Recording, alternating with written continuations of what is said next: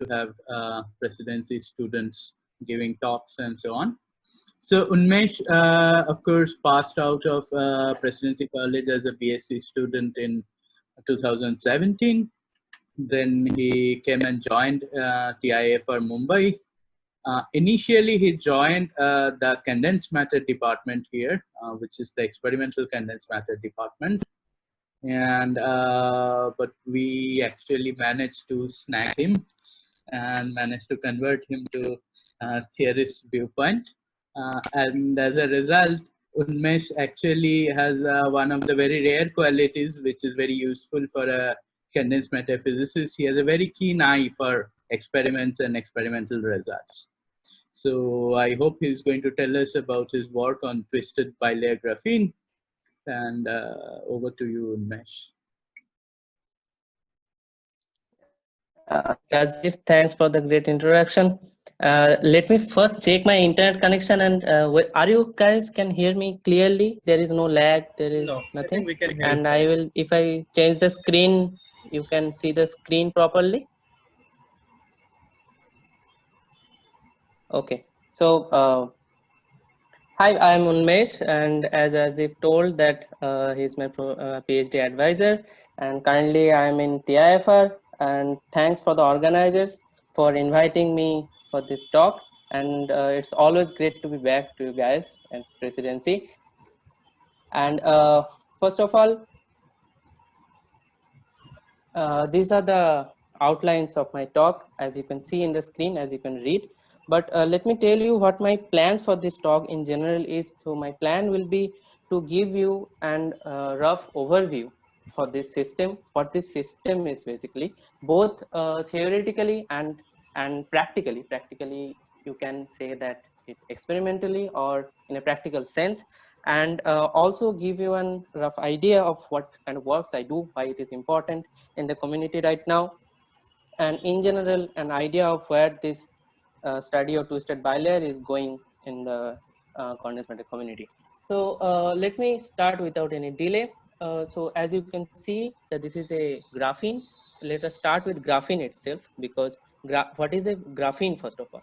So graphene is a 2D sheet of carbon atoms arranged in a hexagon, in a honeycomb lattice structure. And honeycomb is different than your hexagon or triangular lattice structure, because for that you need an extra site at the center of the hexagon. And this point will be important later on. So just remember this fact that honeycomb is different than your triangular or hexagonal lattice. Graphene itself is a very interesting matter, and it shows very interesting properties like high electrical and thermal conductivity.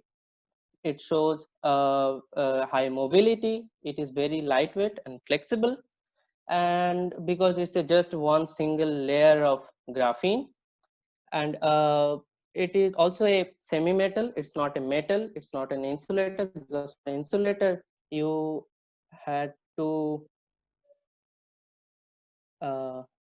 hi guys, can you hear me? Because sometimes I am like lost whether you guys can hear me or not. Yeah, we can totally hear you, Unmesh. You can totally Yeah, we can hear you, Unmesh. Don't worry. We'll stop you when we can't. Yeah, so someone just open your mic, and someone open your mic and say just something in between so that I can know that I can hear, because the internet connection can go anytime because it's a hotspot and it's not a very stable internet connection. So I am really confused right now. So anyway, let me progress. So graphene is a semi-metal. It's not a metal, it's not a insulator, because for insulator you need a gap, and for metal you need a overlap between the conduction band and the valence band. So this is where this is a kind of sample where your conduction band and valence band touches at a particular point, which is called your Dirac point, and you see Dirac cones in this system. That's why these are called semi-metals. So for a past 2 or 3 decades, graphene has been a center of attraction for the condensed matter people because of its engineering properties. But now if you just add another graphene on top of it and you twist it a bit, you create something called Moiré patterns. And Moiré patterns is not only created by this kind of honeycomb structure, it can be created by any kind of repetitive structures. 2 repetitive structure you can keep, and you can rotate, you can slide, and all these Moiré patterns you can create on everyday life you can see around you. And this kind of Moiré superlattice structure is seen in this twisted bilayer graphene. As you can see that there are large patches of this thing which repeats itself after some amount of distance from it.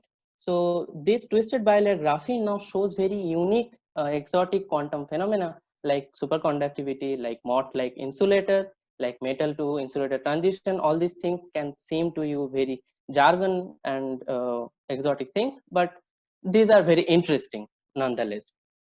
So this Moiré superlattice structure you can see even in experimentally, if I can show you this image, that where you can see that in the first A image there is a flake of twisted bilayer graphene where they have zoomed in, and where they have zoomed in you can see that there are triangular lattice structures, and they have again zoomed it where you can see that there are large blob of things where they are arranged in a triangular lattice structure. You see that there is a hexagon, and in the hexagon there is also a side. So this is a triangular lattice structure. Now in that large blob, if you can again zoom it, inside that blob there are again small structures which are individual graphene lattice sites. Oh, great. And inside the superlattice structure there are individual lattice structures. So this is where I want to get you a picture where you will see that you first take a graphene sheet, and on top of it you again put a graphene sheet and you rotate it and you create a twisted bilayer graphene. But experimentally, if you want to picture this thing, what they do is first they create a simple graphene sheet, then they tear it down, then they take the other part of the graphene sheet, they pull it and they press it on top of the second graphene sheet with a handle, and then they rotate those handles, not the graphene sheets, but the handle that attaches the graphene sheet, and then they attach with van der Waals forces. So this is what the rough picture of a twisted bilayer graphene, both experimentally and theoretically, from the very beginning. Now I want to share a story that started around 2006 to 2010, where Alan McDowell and Rafi Bistritzer around 2011 they showed in a paper that with this system, if you go to smaller angles around 1.1 and 1.05, the low energy bands, as you can see in the screen, gets totally flattened with the reducing angle towards 1.1 degree.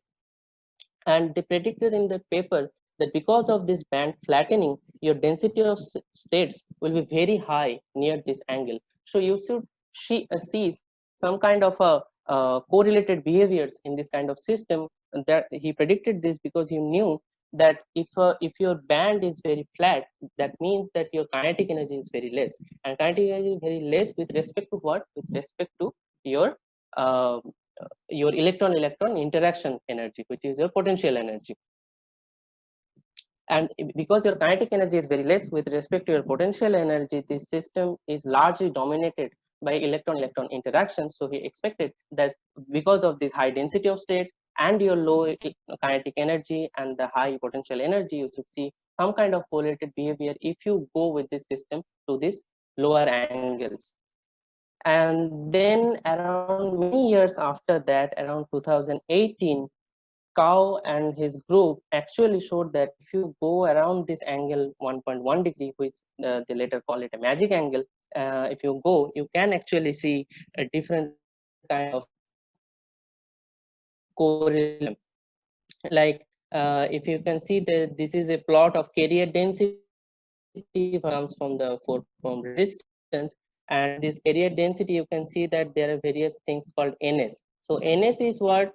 NS is the required density, carrier density, doping density that you one band of this left side. So if you totally fill the one band, that density is called your NS. If you side, that means and you're going in the. So in the side, you can see that when you fill it, so that is plus a drop in the conductance, which means there gaps which that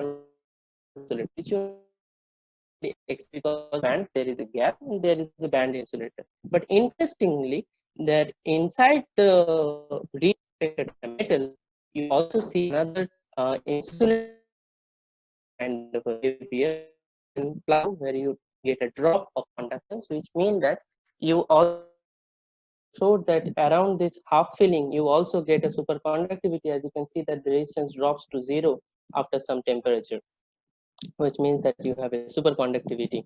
And this is a graph of carrier density versus a temperature, and this transport measurement shows that you have a superconducting region, you have a MOT like insulating region, you have a metal, and you have a metal to insulator transition point. So all these exotic things starts to coming up when you are really near the magic angle around 1.1 degree. So there is something very special going on around this angle, and there's something special with this kind of system. So that's why this system suddenly boomed up in the past 1 or 2 years. Everybody started doing experiments, and there are various other things like ferromagnetism in the system. There are people started talking about topology in the system. They in fact showed another group that not only at half filling, but all the integer fillings like 1, 2, 3, 4, all the integer fillings, you can actually see the correlated states, and all the correlated states, if you slightly dope away, you can see the superconducting domes. So that's what and that's why this system is so much interesting, and we want to now see theoretically also how we can build the system from the very basic point, and what we can learn from this modeling, and how we can tackle this kind of system. So and as you can see in the picture, this is Alan MacDonald. I had a great time because he came to TIFR for giving talks, and I had a great time talking to him and talking about my work. He's a very fun guy, and this is my experimental collaboration group. This is Mandar, and this is his all his students and lab mates. So now I will start talking about the modeling and the basic things about this system. So let us first go to graphene, then we'll go to twisted bilayer graphene, because we should start from the very basic. So what is graphene? Graphene, as I said, is consists of honeycomb lattice structure, as you can see in the structure. And honeycomb lattice structure is first of all not a Bravais lattice, because all points doesn't have the same environment. As you can see in this picture, the blue points have a different environment than the red points, because this is looks like this and the red points looks like this. So what we and with Bravais lattice, it's very easy to do all the theoretical work, but if it's not a Bravais lattice, then it's a problem. So what people usually do is that you take two sides and you make them a single basis, and in this two atom basis, now you can see that it converts to a simple triangular lattice. Now this triangular lattice is a Bravais lattice, because each point have the same environment, as you can see in this lower picture. Now with the triangular lattice, you can go to the reciprocal lattice space. In the reciprocal lattice space, a triangular lattice is again a triangular lattice, and in the reciprocal lattice space, now you can create your Wigner seed cell, which is just connect your nearest neighbors, bisect them, and you get a unit cell in the reciprocal lattice, which is called your Brillouin zone. And I have shown the first Brillouin zone of graphene, which is a hexagon, and I have also marked the high symmetry points of the hexagon in the first Brillouin zone. So for a graphene, you have a Brillouin zone which looks like a hexagon, and all these points, the 6 corners, are called your K points. 3 of them are called equivalent points, because you can connect them with a single lattice reciprocal lattice vector, and other 3 you cannot connect with a single lattice, reciprocal lattice vector, so they are non-equivalent, inequivalent K points. Now if you solve your basic tight binding model for the monolayer or single layer graphene, you will see that in the first Brillouin zone, at each of those K points, you actually get a Dirac cone, which means that the conduction band and the valence band touches each other at a particular point, which is a Dirac point, and around that Dirac point, your band dispersion is actually linear. That's why you get a cone. And if you can put a cross section around it, you will see that these are linear dispersion around the K points, and the linear dispersion means E is proportional to your momentum.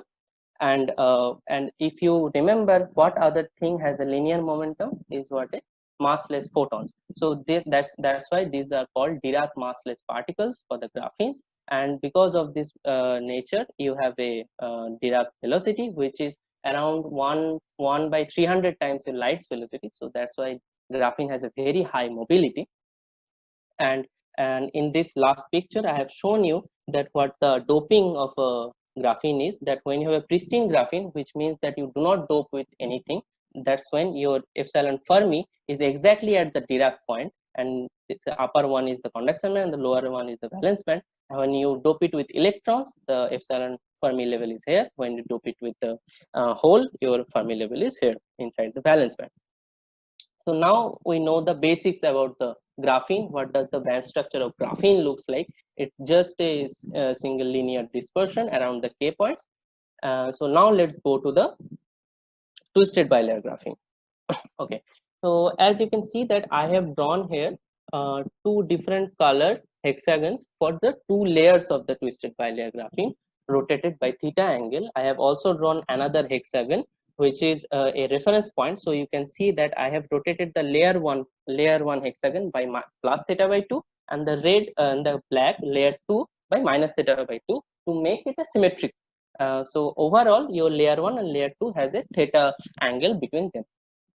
And this is a picture of your Brillouin zone in the momentum space of the original graphene. Okay, so now you can see that now you can easily create your Hamiltonian by simply taking three parts of the Hamiltonian. One part will be your layer 1 part Hamiltonian, layer 2 part Hamiltonian, and another part will be the coupling between the two layers, which is the coupling Hamiltonian. Now let us first look at the one layer Hamiltonian. So around K point, if you expand your Hamiltonian, this will look like a Dirac Hamiltonian. This is a Dirac Hamiltonian, and you can easily see the eigen values are plus minus K, as you can see easily from this matrix. And this matrix has the basis of sublattice A, sublattice B, that I said that if you take 2 points as a single basis, you will create the triangular lattice. So that's where it comes, that each point have a 2 basis structure, which is sublattice A and sublattice B. In this basis, you have a 2 by 2 matrix for the Dirac Hamiltonian. Now you can easily write it down again in this structure, because you can write kx plus iky, you can write k e to the power I theta k. And now these Dirac points are rotated by theta around this your reference. So you also have to put a theta in your equation in your Dirac Hamiltonian. So this Dirac Hamiltonian, you can act on both the two layers individually, and you can see that this layer is rotated by plus theta by 2 and the second layer is rotated minus theta by 2. So accordingly you can write your Hamiltonian individually for the two layers. So that is fine, that is easy to write for the individual two layers. So what is the hard part? Hard part is the coupling between the two layers. That's what is unknown to us right now. So for that, let us look at this thing, that this tunneling matrix. The tunneling matrix says that you take an electron at in the second layer, you have a sublattice B and a momentum P prime, and that electron tunnels to your first layer with momentum K and a sublattice alpha. So this is the amplitude of that tunneling. Now you can write all those wave functions individually. Now you can write the block wave functions for the individual layers, that is fine. But what is unknown is that the tunneling amplitude part, that if you go to from one layer point to the second layer point, what will be the tunneling amplitude? So for that, people do different kind of modelings with the pi orbitals of the carbon atoms and how they are distributed in the space and what is the tunneling amplitude. And nonetheless, all of those models lead to the same fact, that the tunneling amplitude should fall very fast with your momentum. So this is the TQ versus the momentum plot, and as you can see, the tunneling amplitude falls very fast with your momentum. So now we can do one thing. Now we can do one thing is that this T perpendicular is a function of simple real space R, and you have created the TQ, which is your Fourier transform of that T perpendicular. Now what you can do, if your TQ falls very fast with Q, you can take some amount of Fourier parts and you can neglect the higher terms because they are anyway very small. So that's what the ingenuity of this model is.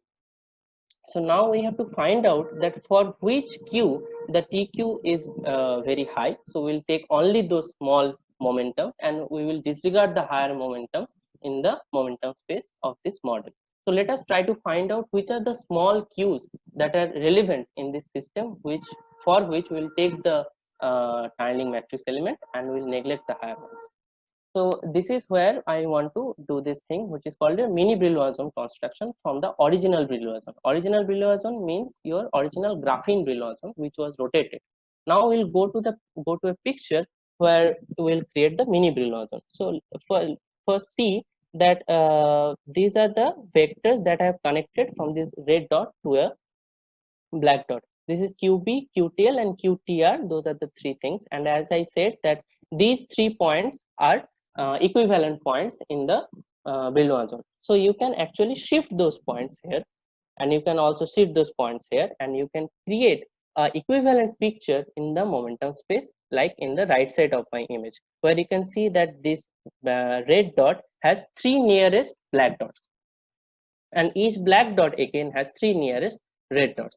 So can you imagine this picture very easily with this thing? So now this picture will be very clear.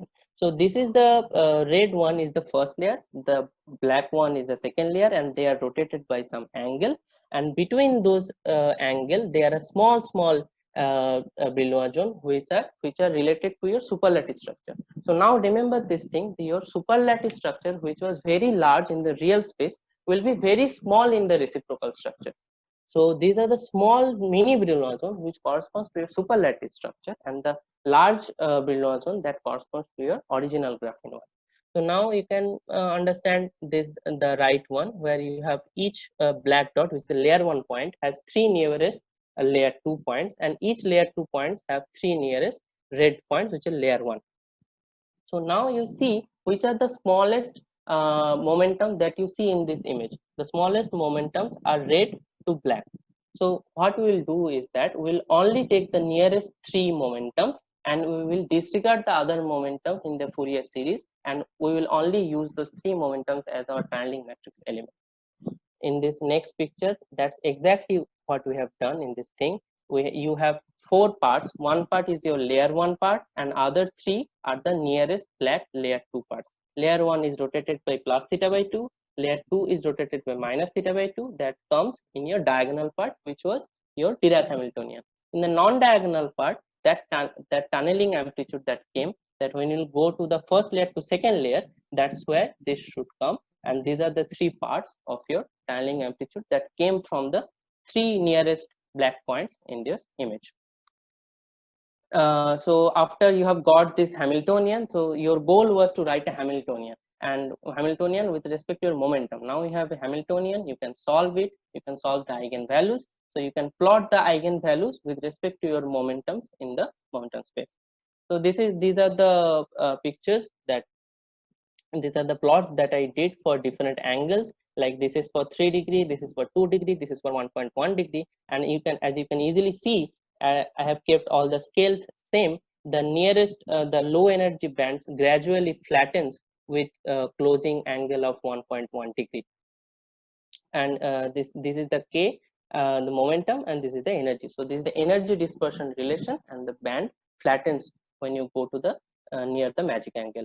And now I will talk about a thing that is called a density of state. As you can see, the density of state means nothing. If you take an energy patch in your energy dispersion, you just count how many states, how many K points are there in that patch, and that is your dE and dN of dk d epsilon. That means your density of states. How many states are there in at a particular energy? So this is your energy, this is your density of states. As you can see, as you go towards the magic angle, your density of states peaks around your 0 degree, 0 energy, which means your bands have really flattened around. So that's why McDonald in your C, as you saw, that near the magic angle, he showed that you have a very high density of states and very flat bands from this twisted bilayer graphene. And interestingly, if you plot the bandwidth of this just near the 0 energy, the band, the lower energy band, you plot the bandwidth, you can see that as you come towards 1.1 degree, your bandwidth decreases and it almost goes to 0, but not exactly 0, as you can see in the inset. Then it again starts to rise, which means that there is actually a point, magic angle, at which the bandwidth is minimum. That's why that angle is special. And after that angle also, your band again increases, and I will say that there are multiple magic angles beyond this 1.1 degree, around 0.8, 0.7, there are multiple magic angles. So this is the first magic angle that people say that this 1.1 degree is the first magic angle. And all of the experiments usually happen around this magic angle. Okay, so this is the basic thing that everybody did and everybody knew. This is the established part in the community. Now let me tell quickly and very simple way that what is the work that I do. So let us take a small detour to another system that I worked with the experimental group, and did was they put a sample of twisted double bilayer graphene. So what is a twisted double bilayer graphene? Is you take two bilayers, so bilayer graphene, which AB bilayer graphene, the Barnell stacking, which means that you take one graphene sheet and you slightly displace the other one and you put it. So each hexagon has another hexagon just in the middle one, so as you can see in the image. This is called a single AB structure. So you take two of this AB structure and you rotate them and you create a twisted double bilayer graphene. So why do they actually go to twisted double bilayer graphene if you already have a twisted bilayer graphene? Because experimentally it's easy to make, it's a stable device, and this system, the twisted double bilayer graphene, shows all the properties of the twisted bilayer graphene, the superconductivity, Mortlake insulation, and all the exotic properties that twisted bilayer have. So it's just easy to make in the experiment. That's why they do it. And what I did was that I helped them in the experiment by doing the trend thing. So let me just tell you simply what did I do. So as you can see in the B, this is the couplings of the bilayer. There are gamma 0, which is the in plane tunneling, and there is gamma 1, which is your out of plane but just normal. The gamma 4 is from this point to this point, and gamma 3 is the another one. So there are various coupling terms in the bilayer and the twisted bilayer as well. So what the minimum model in the right side says is that you neglect many terms which are small, which are unimportant in the system, and you have your minimum model, and in which you will see the particle hole are symmetric with respect to each other. That means that around zero energy your bands are symmetrical, as you can see in the minimum model. And if you put some of the parameters in the system, you create something called a full model, where you have a particle hole asymmetry in the system, which means that around zero there is no symmetry of these bands. So what is the effect of this thing is that where they measured the transport. So this is their device, and this is the 4 probe resistance what they measured. This is the carrier density in the x-axis. In the y-axis they put a electric field, and in the z-axis they measure the resistance. And from this resistance and the electric field, they actually measured the band gap in the system. So band gap means there are 3 kind of band gaps that they measured. One is at plus ns, one is at minus ns, and another one is at 0. So plus ns, minus ns, let me just quickly tell you what those are. So when you totally fill up the green band in this picture, that is called your plus ns. Plus ns means the amount of density that you need to fill completely a band, that is called your plus ns with electrons.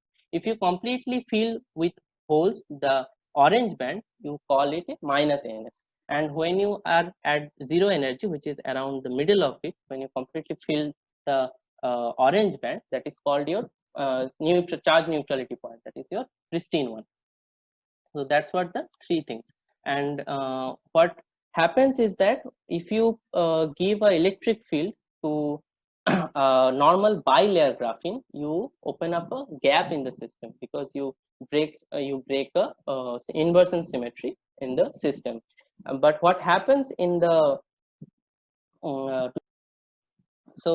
I hope you have seen the band gap thing that I told, that experimentally you see a different trend for the plus minus ns. So the green plot is different than the blue one, which is experimentally you measure the band gap that is different for the plus ns and minus ns, which means that there is a particle hole asymmetry present in the system. So to explain that, we actually did the particle hole asymmetric model. We calculated the band gap, and we explained the trends which were not explainable with the minimum model. That's what I said when the internet connection was not stable. Okay, so let me just go to the last part where I will talk about my work that I theoretically do is that I calculate the screening of in this system. So first of all, what is screening? The screening is that let's say you have a bunch of electrons and a bunch of any charges, and you put an external charge in the system. What the other charges will do is that other charge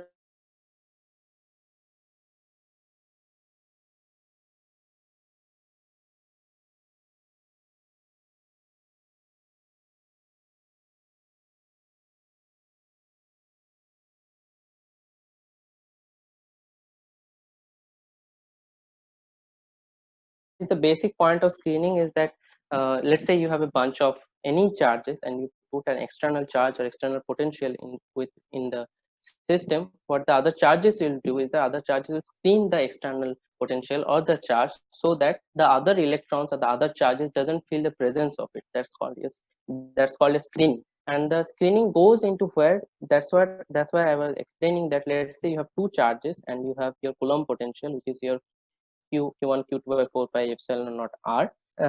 All the screening part goes into this epsilon naught, which is your dielectric function part. That's where all the screening information goes. So to explain that, what I did was I Fourier transformed the Coulomb potential in 2D. The Fourier transform part of the Coulomb potential looks like q1 q2 by 2 pi epsilon naught p, just the in 2D. And the screen dielectric function, that is epsilon naught, changes to a epsilon p and omega, where p is momentum and omega is frequency, and that you can show that it looks like this. That's okay. We are not going in details how it came, but the point is that the dielectric function actually becomes a function of both momentum and frequency. You can shine a light through any material, the refractive index or the dielectric actually becomes dependent on the frequency of that light. So that's why you can see that the frequency of the omega, the momentum, all are coming into the picture when you are talking about screening. So as you can see that if you have the screen dielectric function, now you can put the dielectric function back into your potential energy, and your potential energy itself gets screened. That's called your screened Coulomb interaction, and this looks like the bare Coulomb interaction divided by your screen dielectric function. Now, why is this thing important with our system? Now, see, in our system, we have a very high density of states. So that means that there are many in a very small region. There are many electrons. There are many charges. So we need to consider the screening part if we are trying to build up any kind of model, any kind of interaction theory in this twisted bilayer graphene. So if we want to explain any kind of correlated behaviors, we need to put a interaction theory. For any kind of interaction theory, whether it be it electron-electron interaction theory, electron-electron phonon interaction theory, both of those needs a screened Coulomb interaction part in the dielectric function part, because without that you will miss many things in the system that. So that's why the screening is very important in this kind of very high interaction dominant picture, the high density of picture. Okay. Now I will tell you about the static interaction. Now I will tell you about the static screening part. So when you have any kind of band in your system, there always comes a question of intraband and interband screening. As you can see that I have plotted some bands and I have put a epsilon Fermi level. That means a Fermi level. So if you remember that at 0 temperature, everything inside the Fermi level is completely filled and everything outside the Fermi level is completely empty. So as you can see that if you are in a particular band and the electron is getting screened by the same band, that is called your intra-band screening. And when you are talking about interband screening, you are actually talking about one band to the another band, not in the same band. So that two part is very important when you are talking about any system which has bands and you are talking about screening. And why a static? Static means that you are not considering any kind of frequency in your system. So omega will put to 0. That's called your static screen. Don't take a photo of how this formula came. Just go on with it. Now a little bit about the 2K. So before going into how the screening looks like in our twisted bilayer graphene, it's important to understand how screening actually works for normal 2D electron gas or even normal single layer graphene or bilayer graphene.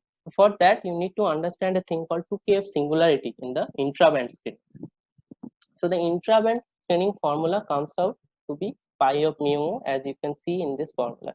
So anything, you don't have to understand the formula very well, but the parts of it you need to understand. So one is this theta function. Theta function just says that anything which is inside the epsilon Fermi is field, which is outside the Fermi is not field. So that is a step function, the theta function that says. And the ln mu k, epsilon mu k plus p are the eigenvalues, and the psi mu k and psi mu k plus p are the wave function. That's okay. But what will happen is that because of these theta functions, when the both of those theta functions will be 1, you will not have any kind of training, that will be 0. Only when one of them is 1, that's when the value will go to your pi mu. So I have plotted these two circular structure. What this means is that for a single 2D electron gas, if you remember, your band dispersion is quadratic. So energy is half mv square, and v is your momentum. Mv is your momentum. So energy is proportional to momentum square. And if you take a cross section, those looks like in 2D, it looks like just circle. So the contour is just circle. So around any radius kf, inside that circle everything is filled, and outside the circle everything is empty. And you have two theta function, so you will draw two circles. One is around k point and another will be around k plus p point. One is around k and another one is around k plus p.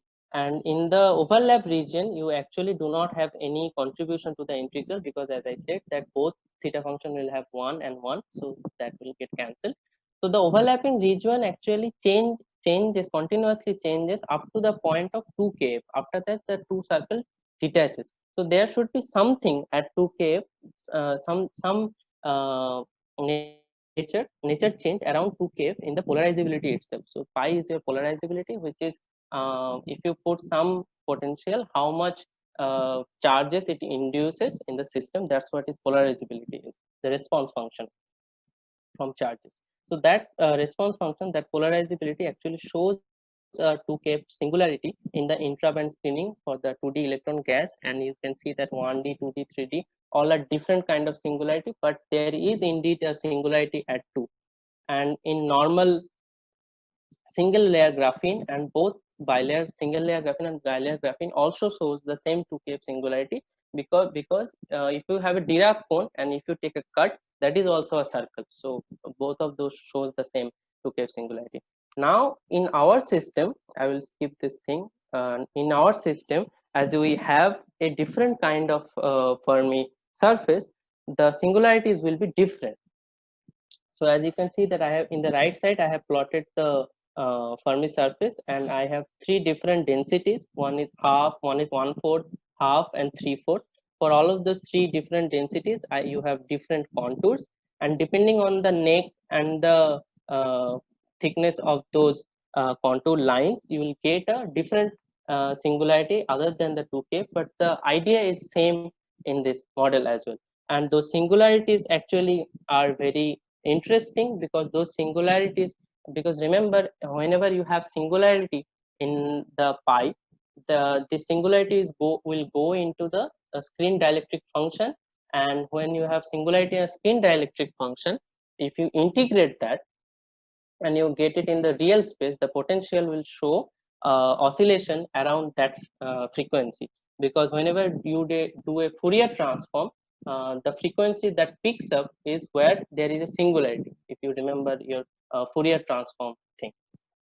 So that's why this Friedel oscillation or the RKKY oscillations are important, or the 2K singularities. That's what we studied in those systems. We studied those singularities, where did it came from, why are they important, and I will just skip it because of time reasons.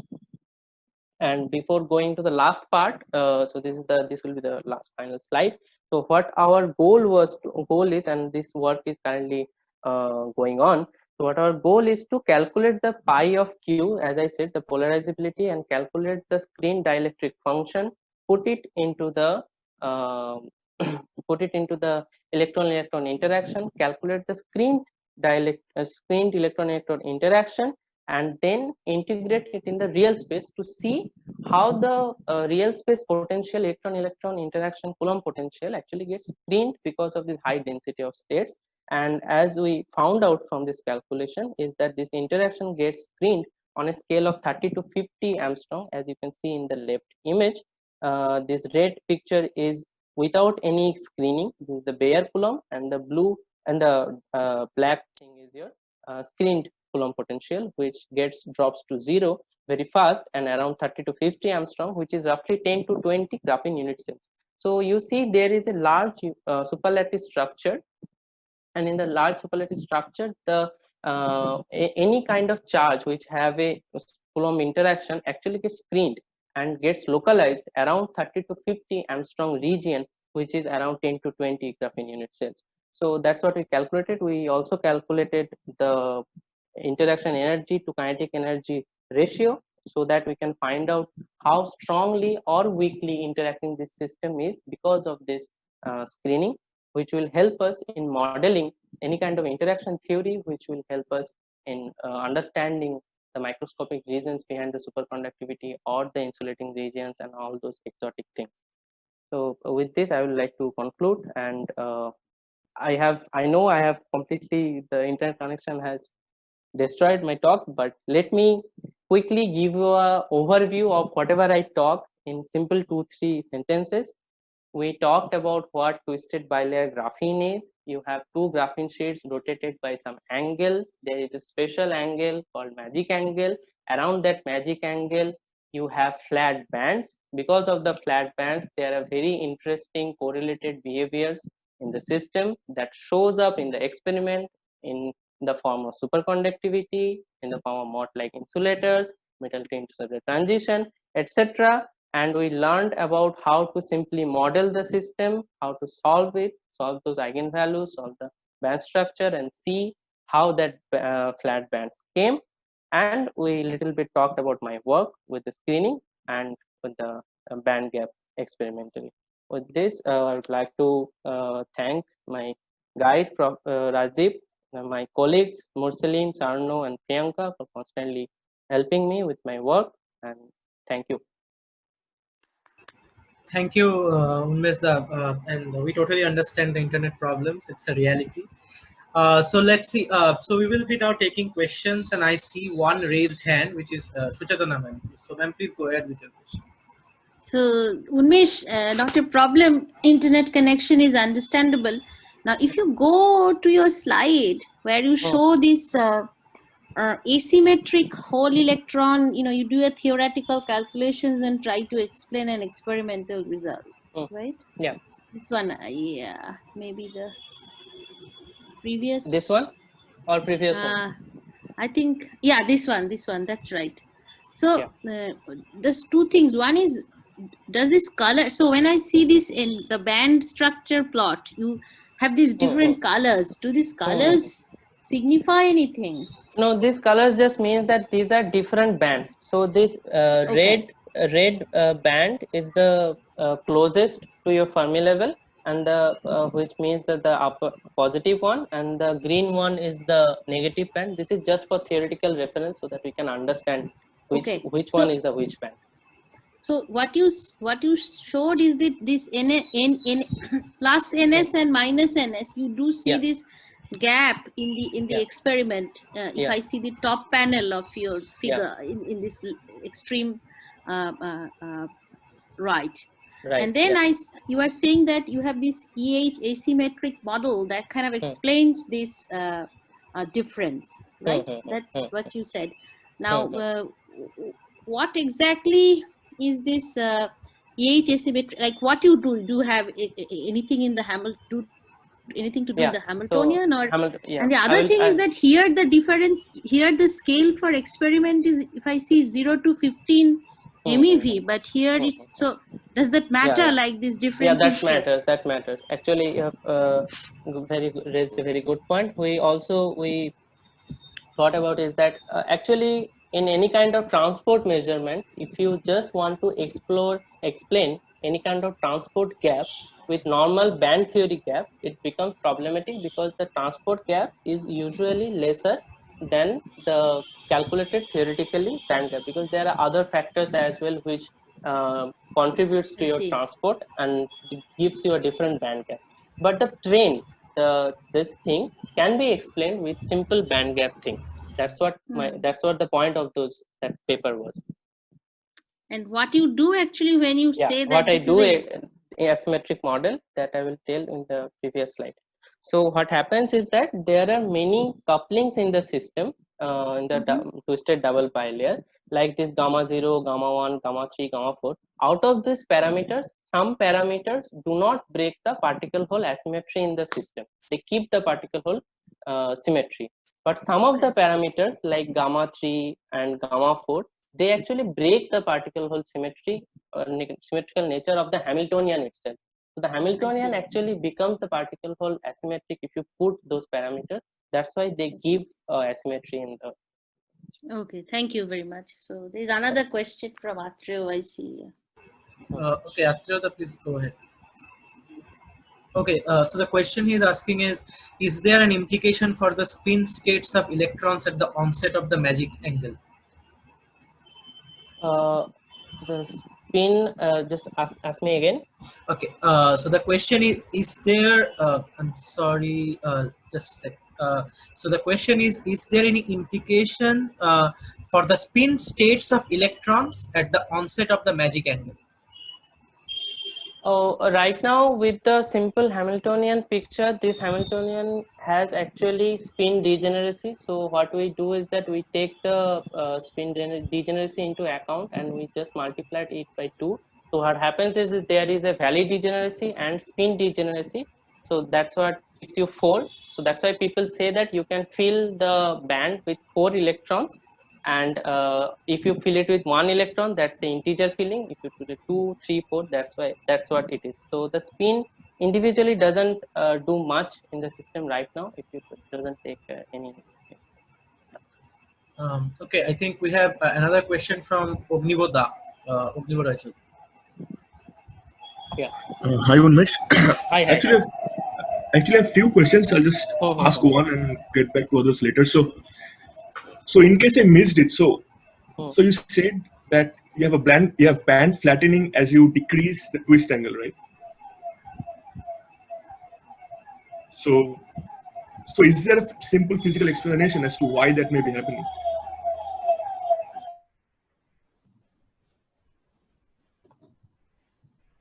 Did you get the question, Unmesh? Ognivo, can you type your question? Yeah. Yes, I'm typing my question. I think Unmesh is again facing some connectivity issues.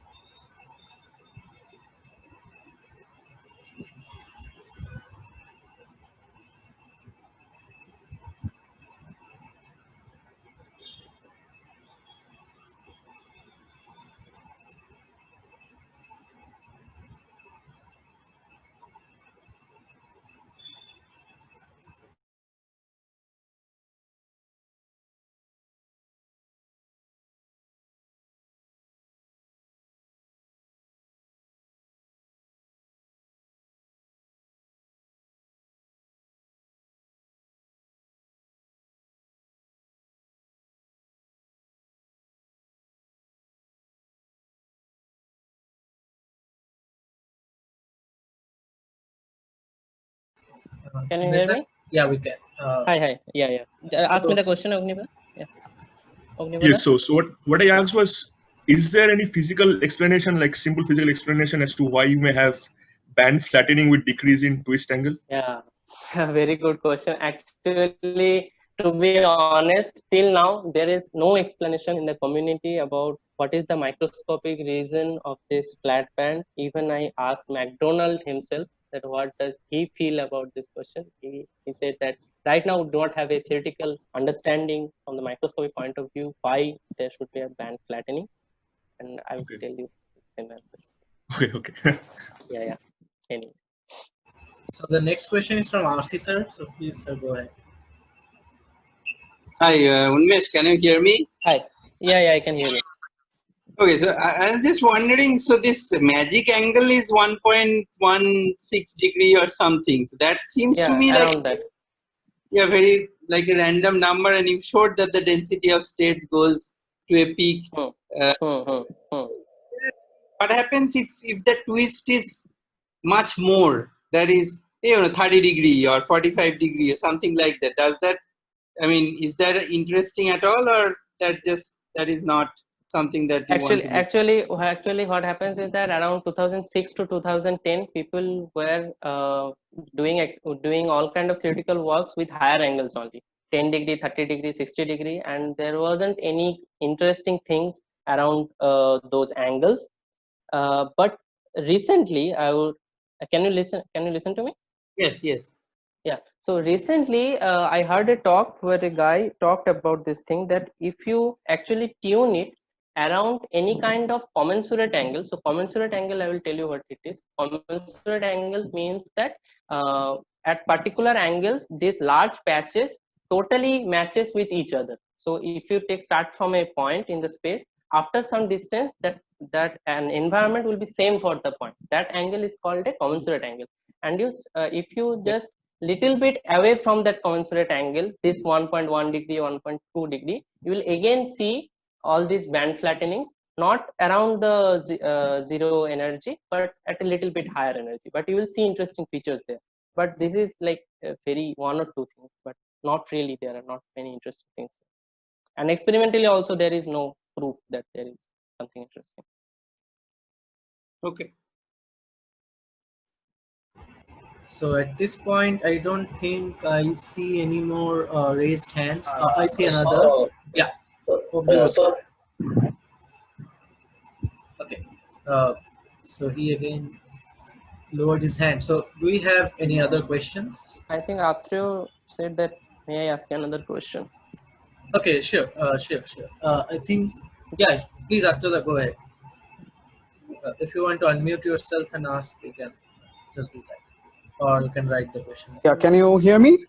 Yeah, we can. Okay. Go on, Athreyo. Hello, Unmesh. Thank you for this talk. So I was actually wanting to ask something in lines with what Ognibhoda asked, and about the microscopic reason behind this angle. So I was wondering if there is some approach from a more ab initio calculation kind of studies that can shed some light, because this can be something linked with orbital mixings or things like that, which can be handled better using DFT or something.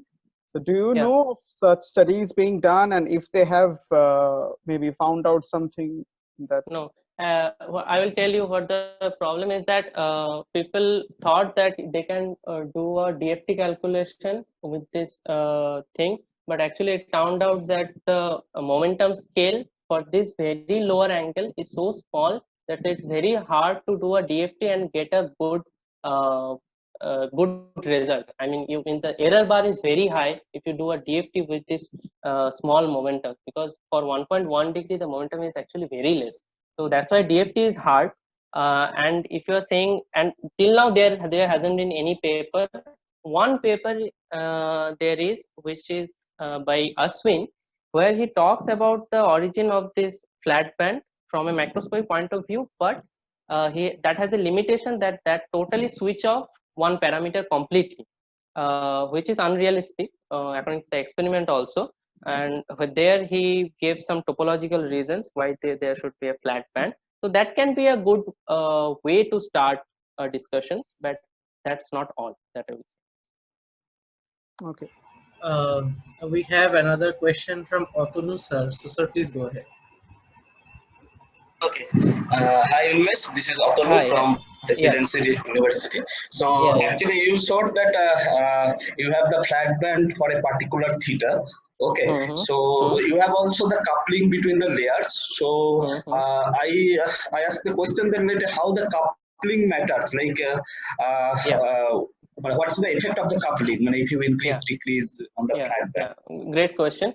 So what we saw actually is that if you see that when I talked about this TQ versus Q plot that I showed you, in that thing I showed two parameters in my model, the TB, TTR, and TTL, which represents the three couplings, and this U and U prime, which are the only two parameters, only two coupling parameters that goes into the equation.